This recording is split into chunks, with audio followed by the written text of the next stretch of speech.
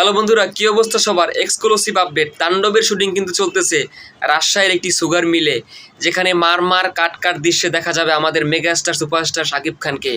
যেমনটা আমরা তামিলে এবং বলিউডের সিনেমার ক্ষেত্রে দেখে থাকি, যে বড় বড় ফ্যাক্টরির ভিতরে অ্যাকশনের দৃশ্য দেখানো হয়, এবং সেই সমস্ত দৃশ্য দেখে আমরা অনেক সময় অনেক ধরনের আফসোস করি যে আমাদের সিনেমায় এবং আমাদের দেশে এরকম দৃশ্য কেন দেখানো হয় না বা দেখাচ্ছে না। তো মেকাররা সেভাবেই সেই প্ল্যান করতেছে। ইতিমধ্যে তারা তাদের সেই প্ল্যানভাবে শুটিং করতেছে, যেখানে কাট দৃশ্য দেখা যাবে। একদম পুরো তামিলের সিস্টেমে শুটিং এগিয়ে নিয়ে যাচ্ছেন পরিচালক মাস্টার মেকার রায়হান রাফি। দেখা যাক কিভাবে তিনি তার এই সিনেমাটার কাজ সম্পূর্ণ শেষ করে, এবং আশা করি এই সিনেমাটা সম্পূর্ণ ভালোভাবে শেষ করেই কমপ্লিট করে তারপরে তাণ্ডব টিম ফিরবে।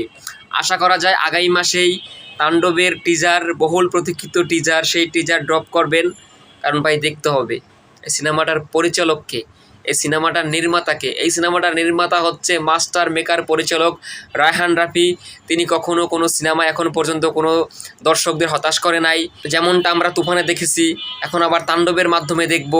তো আশা তো করা যায় যে বরবাদের থেকেও অনেক বড় কিছুই হবে, এবং অনেক বড় কিছু উপহার দিতে যাচ্ছেন মাস্টার মেকার পরিচালক রায়হান রাফি।